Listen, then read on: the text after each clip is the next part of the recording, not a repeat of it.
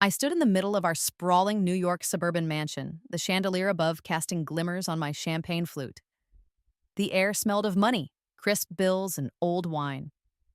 Our 10th anniversary party was in full swing, the kind of event where everyone whispers couple goals behind their hands. Ryan, my husband, looked sharp in his tailored suit, flashing that politician smile to the elite crowd. Wall Street sharks, Botoxed housewives, and a senator or two. To them, we were the American dream. Emma and Ryan, the power couple with a perfect daughter, Chloe, and a life polished to a shine. But I knew better. The truth was rotting beneath the surface, like a bad foundation under this $1 million house. For months, Ryan had been distant. No more late-night talks, no stolen kisses in the kitchen. He'd come home late, his cologne heavier than usual, his phone glued to his hand. If I asked, he'd snap, "Work's killing me, Emma. Don't be so sensitive." I'd catch him deleting texts, his thumb moving like he was hiding a crime scene. Intimacy? Gone. Our bed felt like a desert, and I was the only one wandering it. I'd lie awake, staring at the ceiling, wondering how long I'd been pretending we were fine. Tonight, though, something snapped. I slipped into the guest bathroom to touch up my lipstick, the party's hum muffled behind the door. That's when she grabbed me. A woman I didn't know, her face pale, eyes sunken like she hadn't slept in days. Her grip was tight, desperate. "Emma, listen to me," she hissed, her voice low. "Ryan's not just sleeping with Ethan, your brother-in-law. He's planning something worse. Check your drink. He's slipped something in it." My heart stopped. Ethan? Ryan's sister's husband? The guy who'd been at every family barbecue cracking jokes with Ryan over beers? It didn't make sense, but her words hit like puzzle pieces snapping into place. All those late-night work calls, the way Ryan and Ethan would disappear during family dinners, their laughter too private, too close. I wanted to scream, to demand answers, but her eyes, wild, terrified, kept me silent. "Who are you?" I whispered. She shook her head, backing away. "Just watch your drink," she said, then slipped out the door. I stood there, my reflection staring back from the marble sink. My red dress hugged my curves, my hair pinned just right, but I felt like a fraud. How long had I been playing the perfect wife, the perfect mother? I thought of Chloe, our 8-year-old, asleep upstairs, her world built on the lie of her parents' love. I thought of the nights I'd cried alone, telling myself I was overreacting. No more. If Ryan was playing dirty, I'd play smarter. Back at the party, I watched him like a hawk. He was charming the crowd, but his eyes kept darting to me, nervous. I saw him near the bar, his hand lingering over a champagne flute. My flute. His fingers moved quick, dropping something small, white into the bubbles. My stomach twisted, but I kept my face neutral, all smiles. When he handed me the glass, I laughed, clinked it against his, and said, "To us." The crowd cheered, but as we raised our glasses, I pulled a switch. Smooth, practiced, like I'd been waiting for this moment. I swapped our flutes, my movements hidden by the toast. Ryan didn't notice. He drank deeply, his throat bobbing, oblivious.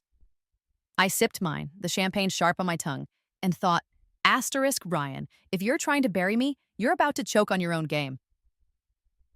I wasn't going to make a scene. Not here, not now. But as the party swirled around me, the chandeliers glittering like a cage, I knew one thing. I was done being the clueless wife. This was my first move, and I was playing to win. The night dragged on, the guests' laughter grating in my ears. I kept my distance from Ryan, circling the room, shaking hands, playing the part. But my mind was racing. Who was that woman? Why Ethan? And what the hell was in that drink?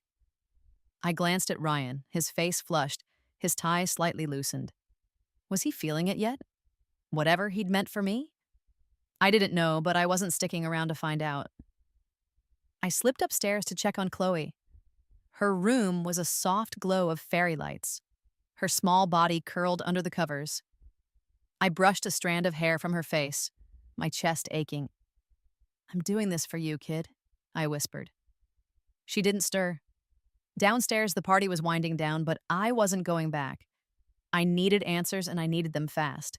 In the quiet of our master bedroom, I locked the door and pulled out my phone. My hands shook as I scrolled through my contacts, landing on a name I hadn't called in years. Mike, a private investigator a friend had sworn by when her ex tried to screw her over. I didn't care about the cost or the hour. I needed the truth, no matter how ugly it was. Mike, I said when he picked up, my voice steady despite the storm in my chest. It's Emma. I need you to dig into Ryan. Everything, his phone, his accounts, his secrets. I want it all. He didn't ask questions. Give me a week, he said. You sure about this? I looked at the framed photo on our nightstand, me, Ryan, and Chloe smiling at the beach. A lie frozen in time. Yeah, I said, I'm sure. I hung up, my pulse pounding. The mansion felt too big, too cold, like it was swallowing me whole. I thought of that woman's warning, of Ryan's hand over my glass, of Ethan's smug grin at last week's dinner. I wasn't just fighting for myself anymore. I was fighting for Chloe, for the life I'd built, for the woman I used to be before I let Ryan cage me in gold. I'm not your pawn, Ryan, I whispered to the empty room. Not anymore. The party's glow faded as the last guest stumbled out, their laughter echoing in the driveway. I stood in the foyer, my heels pinching, watching Ryan play the perfect host, shaking hands and clapping backs. But something was off. His face was flushed, beads of sweat dotting his forehead, and his movements were sluggish, like he was fighting to stay upright. The champagne flute I'd swapped with him sat empty on the bar, its rim catching the chandelier's light. Whatever he'd slipped into my drink was hitting him now. Good. Let him squirm. I replayed the woman's warning in my head. Ryan's not just sleeping with Ethan. He's planning something worse. My stomach churned. Ethan with his easy grin and two familiar pats on Ryan's shoulder. I'd brushed it off as brotherly, but now those moments felt like betrayal stacked up over years. Family dinners, golf weekends, their hushed talks in the den? Had it all been a lie? I scanned the room for Ethan, but he was gone, probably slinking off with his wife, Julia, Ryan's sister. And that woman in the bathroom, her haunted eyes burning into me. Who was she? A jilted lover? A friend of Ethan's? She'd vanished like smoke, leaving me with nothing but her words and a ticking clock. I forced a smile as Ryan staggered toward me, his tie loose. Great night, huh? He slurred, his breath sharp with alcohol. His eyes didn't meet mine, darting to the floor instead. I nodded, my voice cool. Yeah, perfect. He didn't notice the edge in my tone, too busy wiping his brow. I wondered if he felt the walls closing in, the way I had for months. But I wasn't about to tip my hand. Not yet. When the house finally emptied, I didn't follow Ryan to bed. I couldn't stomach the thought of lying next to him, his lies soaking the sheets. Instead, I sank into the leather couch in our living room, the mansion's silence pressing against me. The room was a shrine to our perfect life. Marble floors, custom art, a view of the Hudson twinkling through floor-to-ceiling windows. My American dream built on 10 years of sacrifice. I'd given up late nights at my law firm to play the supportive wife, hosting Ryan's clients, raising Chloe, keeping this house spotless. And for what? To be played like a fool? I thought of Chloe asleep upstairs, her stuffed rabbit tucked under her arm. Last week, she'd asked, Mom, are you and Dad happy? Her big eyes searched mine, and I'd lied, ruffling her hair. Of course, sweetie. The memory stung. I couldn't let her grow up in a house of secrets, watching her parents' love erode. I needed the truth, no matter how much it hurt. My phone buzzed in my hand. A text from Mike, the PI. Asterisk. Starting tomorrow. Send me Ryan's schedule, phone number, anything you've got. I typed back a quick reply, my fingers steady despite the rage simmering in my chest. Asterisk. Everything you need is in your email. Don't miss a thing. I hit send, then leaned back staring at the ceiling. Ryan, I whispered to the empty room, you're not getting away with this. The next hour blurred as I paced the house, my mind piecing together the signs I'd ignored. Ryan's late nights, his sudden gym obsession, the way he and Ethan would exchange glances at dinner, quick and loaded. I remembered a barbecue last summer, Ethan's hand lingering on Ryan's arm, their laughter too intimate. I'd chalked it up to beer and bonding. God, how blind had I been. And that woman, her warning about the drink. I crept to the bar, grabbing Ryan's empty flute. A faint white residue clung to the glass. My blood ran cold. Was he trying to drug me? Hurt me? Why?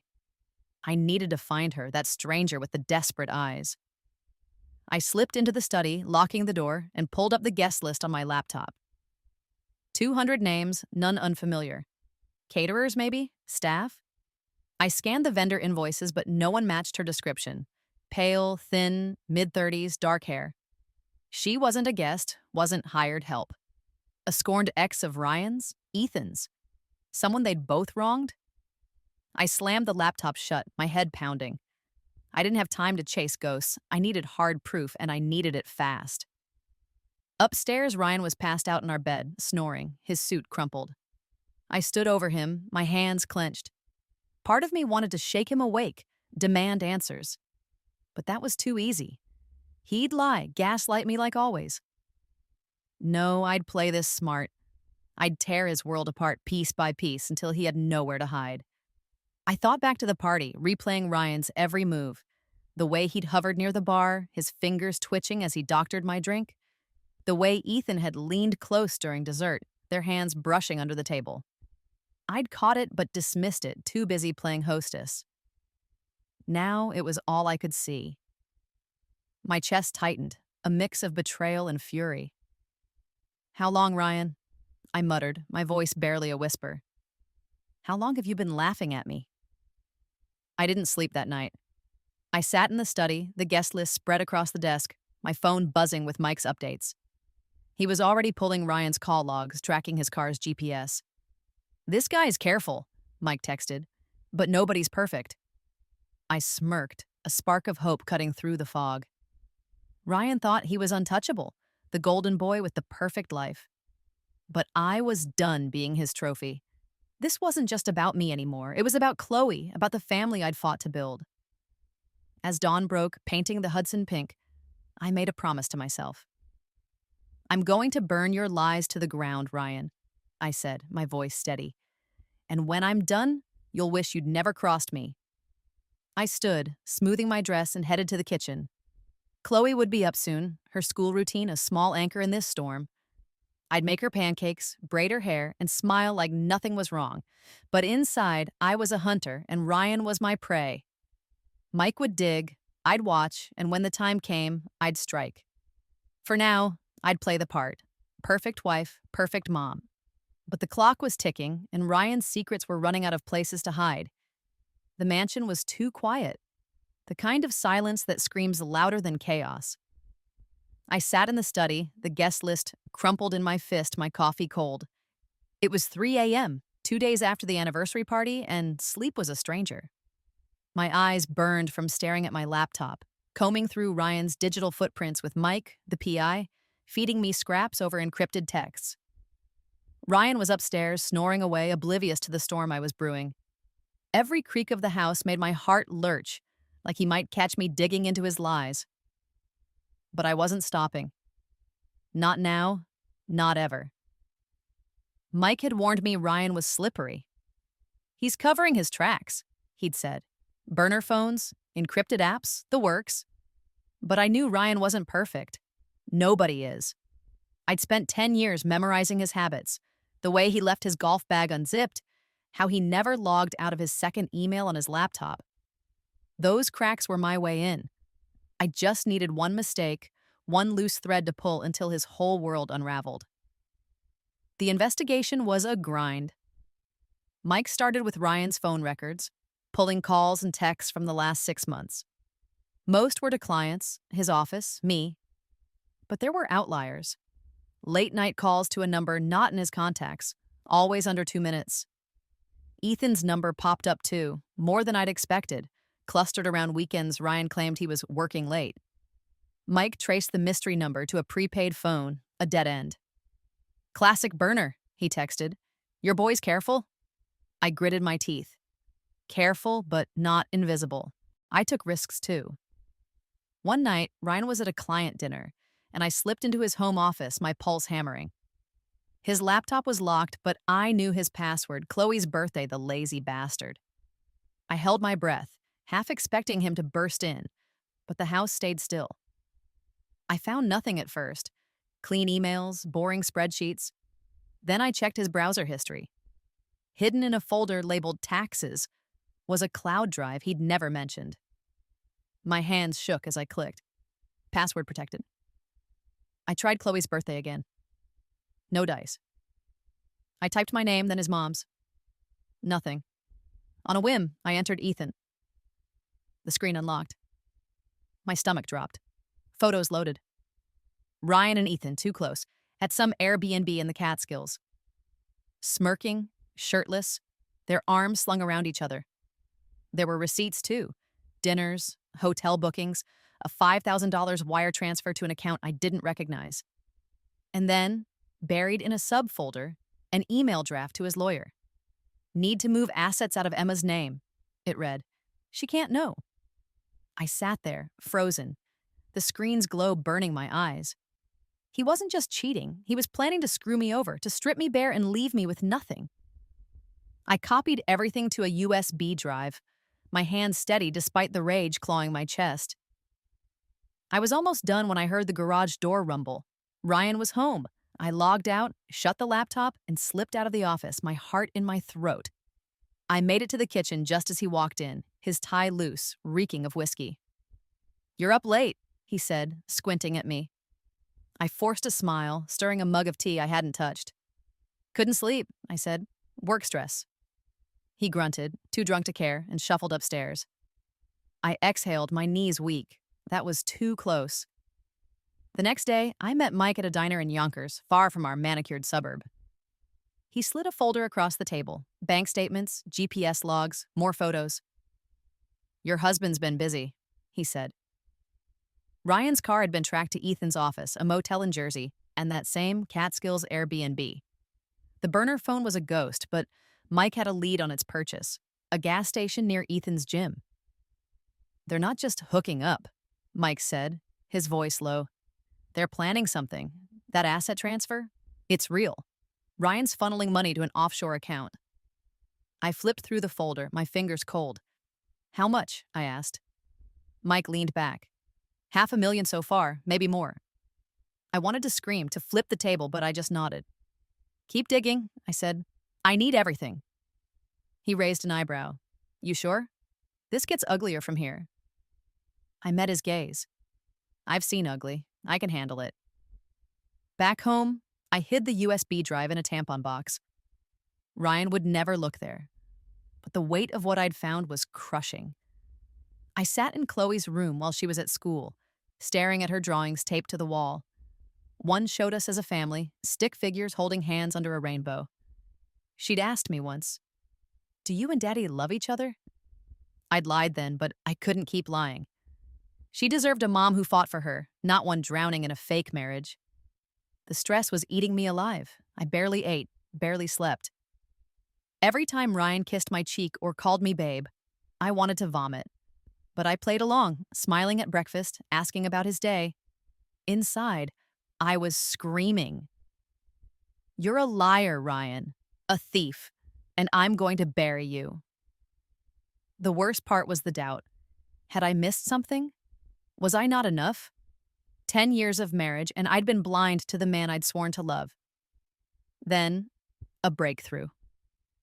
Mike called me at dawn, his voice sharp. Check your email now. I opened my laptop, my hands trembling. He'd sent a video, grainy, from a gas station security cam. Ryan buying a prepaid phone, his face clear as day. And there in the background was Ethan, leaning against Ryan's car, smirking. Attached was a PDF, a lease agreement for a Manhattan apartment signed by both of them. They weren't just sneaking around. They were building a life without me. I closed the laptop, my breath shallow. The betrayal was a knife twisting deeper with every proof. But something shifted in me. The sadness hardened into resolve. "You thought you could erase me, Ryan," I whispered. "Big mistake." I wasn't just fighting for Chloe now. I was fighting for myself, for the woman I'd buried under Ryan's lies. I called Mike. "I want more," I said.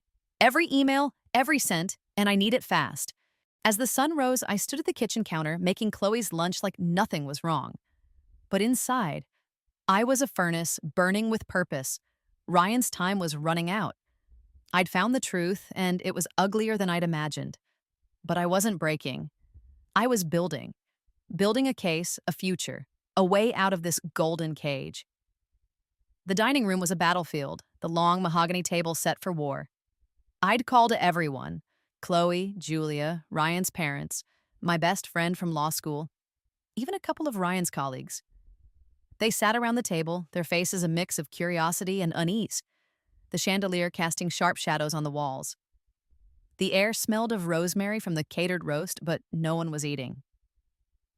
I stood at the head of the table, my red dress swapped for a crisp black blazer, my hair pulled back tight. I felt like a prosecutor, not a wife. Ryan sat across from me, his jaw tight, Ethan beside him, avoiding my eyes. They thought they were safe. They were wrong. I'd planned this for days, every move calculated. Mike's folder was tucked under my arm, its contents heavier than the world. Chloe sat next to Julia, her small hands fidgeting with her napkin. I hated that she had to be here, but she deserved to know her mom wasn't a doormat. I took a breath, my voice steady. "Thanks for coming," I said, my eyes locking on Ryan's. "I have something you all need to see." I opened the folder, pulling out the first photo. A grainy shot of Ryan and Ethan at that Catskills Airbnb, their arms around each other, smirks wide. I slid it across the table. Gasps rippled through the room. Ryan's mom clutched her pearls, her face pale. "What is this, Emma?" she stammered. I didn't flinch. "Keep looking," I said, tossing out more. Receipts for hotel rooms, bank transfers, the lease for their secret Manhattan apartment. Each piece was a blade, cutting through the lie of our perfect life. Ryan's face went from red to ashen. "This is bullshit," he barked, slamming his fist on the table. "She's making it up to ruin me." His voice cracked, desperate, but no one bought it. Ethan stared at the floor, his hands clenched, silent. I pulled out the final blow, an email printout, Ryan to his lawyer. "Move the assets out of Emma's name. She can't know." I held it up, letting the words sink in. Julia gasped, her eyes welling up. "Ryan, how could you?" she whispered. I leaned forward, my voice low, cold. "You thought you could drug me at our anniversary, Ryan? Steal my money, my daughter, my life?" His eyes widened. He hadn't known I'd caught the drink swap. The room went dead silent. Chloe's small voice broke through. "Daddy?" she asked, her lip trembling. My heart shattered, but I couldn't stop. Not now. "Emma, you're crazy!" Ryan shouted, standing, his chair scraping the floor. "I'd never." I cut him off, slamming the divorce papers on the table. "Save it," I said. "You're leaving this house tonight. And this?" I gestured to the mansion, its marble and gold gleaming. "It's been in my name since last month. You're done." The room froze. Ryan's dad coughed, his face unreadable. My friend squeezed my hand under the table, her eyes fierce with pride. Ethan finally looked up, his face crumpled, but he said nothing. Julia reached for Chloe, pulling her close, her tears falling. "I'm so sorry, Emma," she whispered. I nodded, my throat tight. I didn't blame her. She was as blindsided as I'd been. Ryan lunged for the papers, scanning them, his hands shaking. "You can't do this," he yelled. "I'll fight you." I stepped closer, my voice like steel. "Try it," I said. "I've got more texts, videos, your burner phone receipts. You're not just a cheater, Ryan. You're a thief. And I'm not letting you near Chloe." He staggered back, his fight draining. The room watched him unravel, the golden boy stripped bare. I didn't feel triumph, just a hollow relief. 10 years of marriage gone. But I wasn't the one breaking. I looked at Chloe, her eyes wide, and thought, I'm free. Not because you lost Ryan, but because I chose me. I turned to the group, my voice calm. I'm filing for divorce tomorrow. Ryan and Ethan can explain themselves to you. Or not. I'm done. I picked up the folder, tucking it under my arm, and walked out, my heels clicking on the marble. Chloe ran after me, her small hand grabbing mine. Mom, are we okay? She asked, her voice small. I knelt, hugging her tight. We're gonna be fine, kid, I said, my eyes stinging. Just you and me. The legal battle was brutal. Ryan hid assets, funneling money to offshore accounts, and fought for joint custody of Chloe, claiming I was unfit. Every hearing felt like a knife to the chest, especially when Chloe had to sit through interviews, her small face pale. Why does Daddy hate you? She'd ask, her voice breaking. I'd hold her, my own tears locked away, and say, He's just lost, kid. We're gonna be okay. I meant it, even when I wasn't sure. But I had aces up my sleeve. Julia, Ryan's sister, turned on him, testifying about his lies and Ethan's complicity. Her courage stunned me. She lost her family's favor but gained my respect. Mike dug up more, Ryan's burner phone records, a second email account with plans to flee to Europe with Ethan. My lawyer, a shark in heels, tore Ryan apart in court. When the judge ruled, I got full custody of Chloe, the mansion, and most of our assets. Ryan got a slapped wrist and a one-way ticket to irrelevance. The victory wasn't sweet. It was heavy, like carrying a boulder up a mountain. Chloe struggled, blaming me for breaking our family. She'd slam her door, refusing to talk, her drawings now dark scribbles instead of rainbows. I didn't push her. I just stayed close, making her favorite pancakes, reading her stories, holding her when she cried. One night she crawled into my bed, her voice small. I miss Daddy, but I'm glad you're here. I hugged her tight, my heart cracking open. I'm always here, Chloe, I whispered. Always. Julia became my rock. We'd meet for coffee, her guilt over Ryan's betrayal raw. I should have seen it, she'd say, eyes red. I'd shake my head. None of us did, but we're family now. She smiled, and for the first time, I felt like I had a sister. We'd take Chloe to the park, laughing as she chased pigeons, rebuilding what Ryan had shattered. I wasn't the same Emma. The perfect wife was dead, and I liked the woman in her place better. I went back to work, taking on pro bono cases at a local firm, fighting for women like me, trapped, betrayed, but not broken. The mansion, once a cage, became a home, filled with Chloe's laughter and my late-night case files. I sold Ryan's golf clubs, his wine collection, anything that smelled of him. The money went to Chloe's college fund, a fresh start. One morning, I stood in the backyard, the Hudson sparkling under the sun. Chloe ran through the grass, her ponytail bouncing, shouting, "Mom, look at me!" I laughed, my chest light. I wasn't naive anymore. Ryan's betrayal had carved me open, but it also set me free. I didn't hate him. I pitied him, a man too weak to face his own truth. Me? I was done living for anyone else. I thought of that woman from the party, her warning a lifeline I'd never repay. I'd never found her, but I hoped she was free too. As Chloe tackled me in a hug, I looked at the sky, clear and endless. "This is it, kid," I said, kissing her forehead. "Our life, our rules." She grinned, and I knew we'd be okay. Not perfect, but real, and that was enough. I thought of that woman from the party, her warning a lifeline I'd never repay. I'd never found her, but I hoped she was free too. As Chloe tackled me in a hug, I looked at the sky, clear and endless. "This is it, kid," I said, kissing her forehead. "Our life, our rules." She grinned, and I knew we'd be okay. Not perfect, but real, and that was enough.